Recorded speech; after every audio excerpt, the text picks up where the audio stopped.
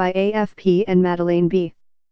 Metafloat Paris. The development of oil, gas, and coal energy must stop in order to avoid the worst ravages of global warming, 80 top economists said Thursday ahead of a climate summit in Paris. We call for an immediate end to investments in new fossil fuel production and infrastructure, and encourage a dramatic increase in investments in renewable energy, they wrote in a declaration. The December 12 One Planet Summit organized by French President Emmanuel Macron with 100 countries and more than 50 heads of state attending will focus on marshalling public and private money to speed the transition toward a low-carbon economy, especially in developing countries. But boosting renewable energy such as solar and wind is not enough, the economists warned. President Macron and world leaders have already spoken out about the need for an increase in finance for climate solutions, they wrote. But they have remained largely silent about the other, dirtier side of the equation, the ongoing finance of new coal, oil, and gas production. Many new fossil fuel projects already in the pipeline will need to be phased out faster than their natural decline, they added. Different planet. Numerous studies have shown that exhausting already developed oil, gas, and coal reserves is incompatible with capping global warming at well under 2 degrees Celsius, 3.6 degrees Fahrenheit, the target set down in the 196 nation Paris Climate Treaty.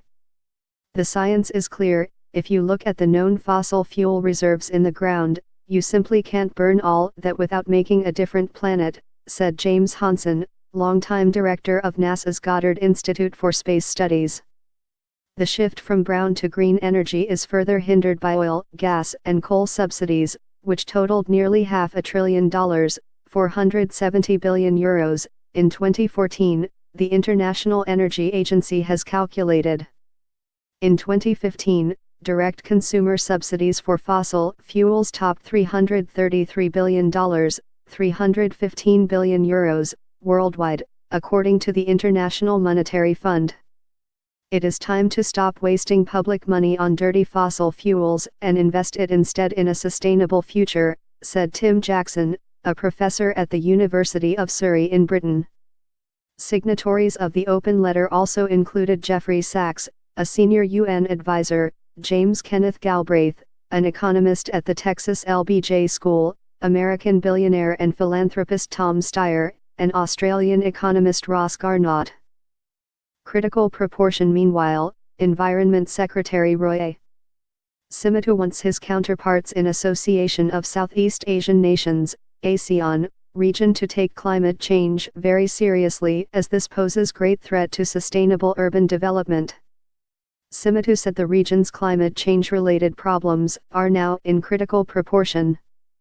Speaking at the ASEAN Forum on Urban Resilience to Climate Change and Disaster Risk Reduction Management Strategies, Simotu said, "I would like to encourage everyone to take this threat very seriously," Simotu said. The regional forum brought together over 150 research and development experts from across Southeast Asia to discuss plans on attaining urban resilience to climate change and disaster risks within the region.